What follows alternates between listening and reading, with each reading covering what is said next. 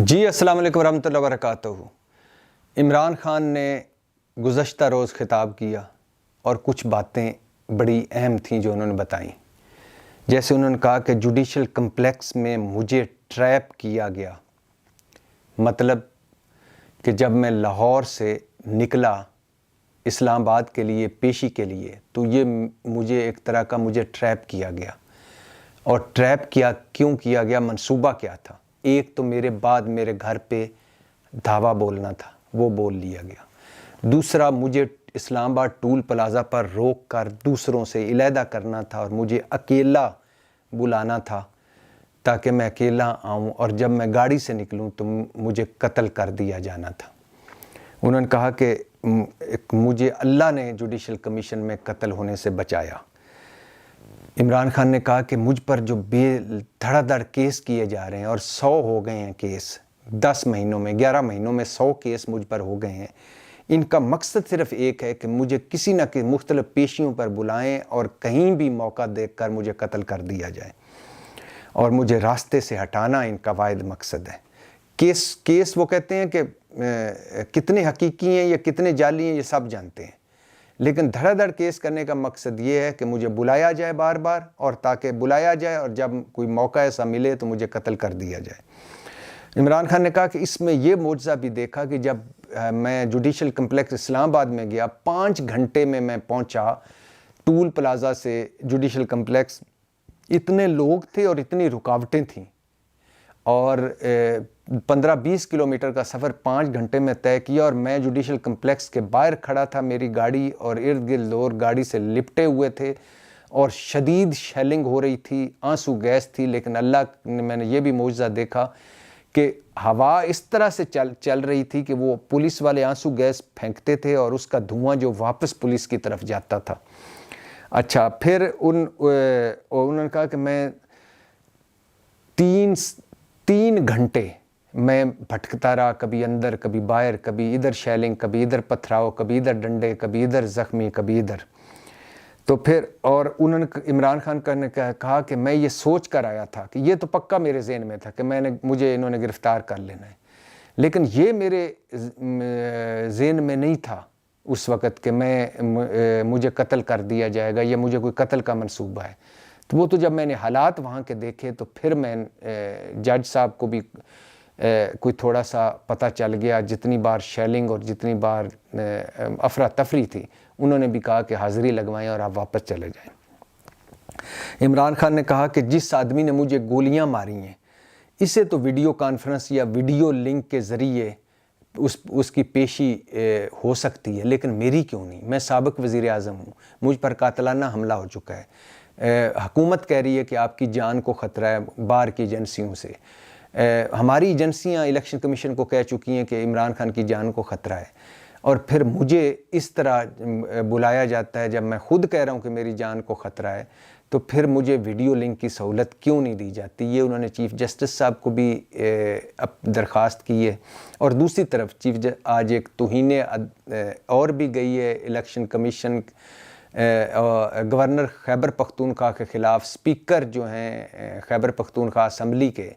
مشتاق غنی، انہوں نے توہین عدالت کی درخواست جمع کروائی ہے سپریم کورٹ میں،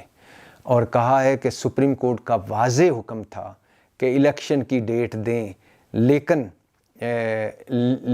انہوں نے الیکشن کی ڈیٹ نہیں دی، لہٰذا گورنر خیبر پختونخوا جو مولانا صاحب کے صمدی ہیں غلام علی،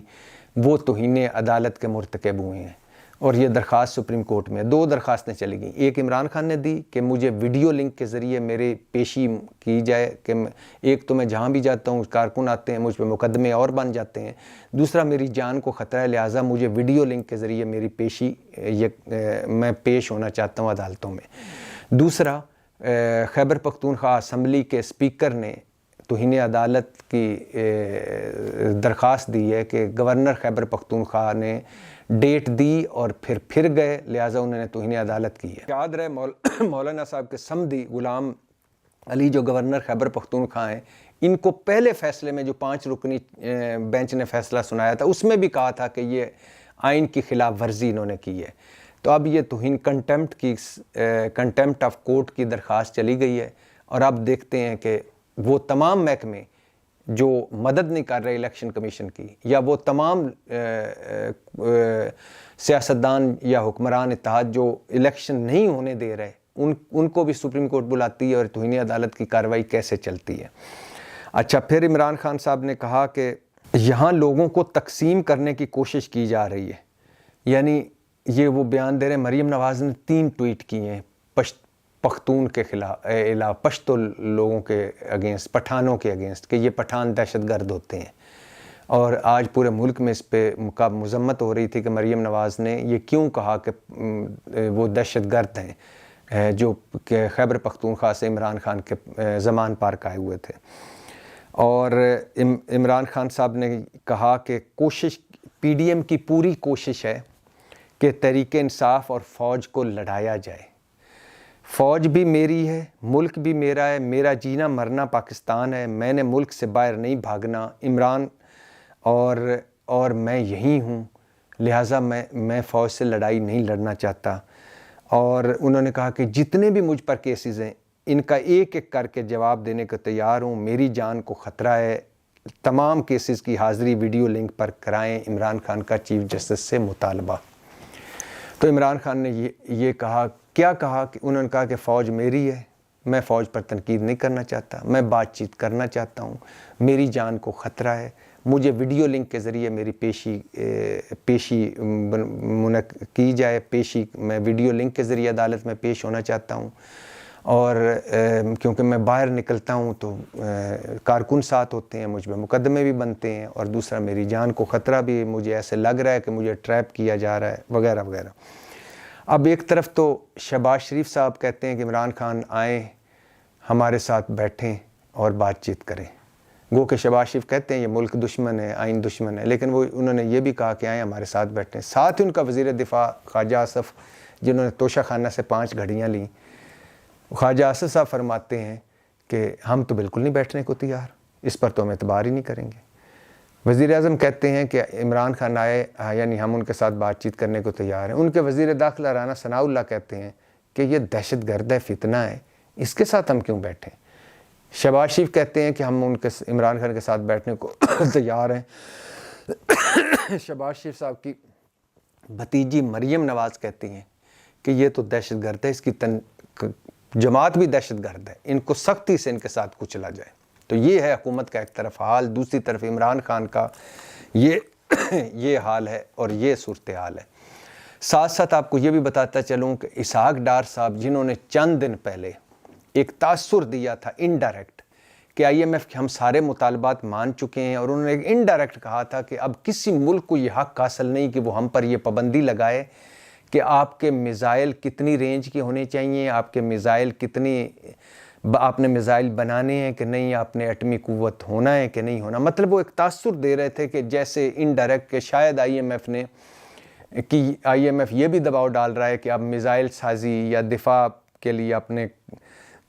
آپ نہ کچھ کریں، یا آپ کی نیوکلیئر پاور کو خطرہ ہے۔ تو ایک یہ تاثر دینے کی کوشش کی کہ میں بہت بڑا اس وقت مشکل وقت میں اور پاکستان کا مقدمہ لڑ رہا ہوں، اور میں یہ کر رہا ہوں اور وہ کر رہا ہوں۔ آئی ایم ایف نے آج اس کی تردید کر دی ہے، اور ساتھ امریکہ نے بھی معاملہ کلیئر کر دیا ہے کہ ایسی کوئی بات نہیں۔ آئی ایم ایف نے کہا کہ ہمارا ایسا کوئی مطالبہ نہیں۔ تو یہ ایک دوسری شرمندگی ہے اسحاق ڈار کے لیے، جو بیڈ شیٹ بھی جنہوں نے نہیں چھوڑی توشہ خانہ سے، 1000 روپے کی بیڈ شیٹ لے کر چلے گئے۔ ویسے اسحاق ڈار صاحب 1000 کی بیڈ شیٹ جس طرح کی وہ امپورٹڈ ہے، وہ 1000 کی مجھے لے کے تو دکھائیں، دیسی بیڈ شیٹ ہی 1000 کی لے کے دکھائیں۔ جتنی مہنگائی آپ نے کر دی ہے، خیر سے 1000 کی تو آپ کو بیڈ شیٹ کی تصویر بھی کوئی نہ دے۔ اور اسحاق ڈار صاحب نے 2 گھڑیاں بھی لے گئے ہیں خیر سے پتلی گلی سے۔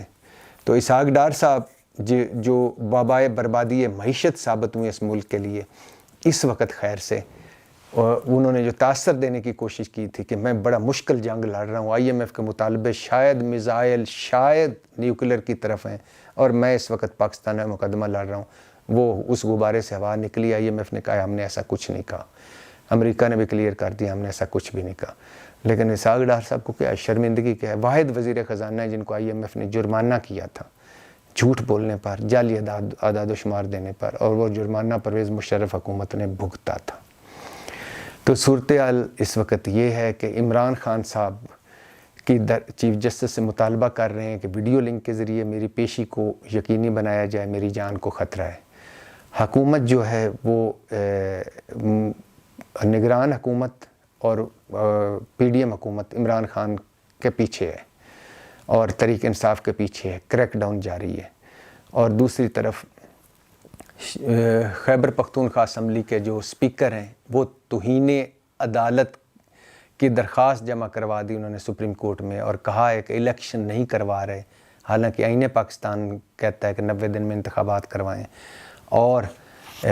سپریم کورٹ آپ نے کہا ہوا ہے کہ 90 دن کے اندر انتخابات کروائیں، لیکن گورنر خیبر پختونخوا تاریخ نہیں دے رہا۔ تو وہ بھی وہاں ہیں۔ آئینی بحران سنگین ہوتا جا رہا ہے، معاشی بحران سنگین ہوتا جا رہا ہے، سیاسی بحران سنگین ہوتا جا رہا ہے، ہمارے مسائل، عام آدمی کے مسائل سنگین ہوتے جا رہے ہیں، اور ایلیٹ کی لڑائی سنگین ہوتی جا رہی ہے،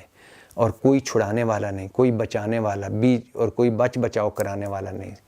اور کوئی والی وارث نہیں اس ملک کا۔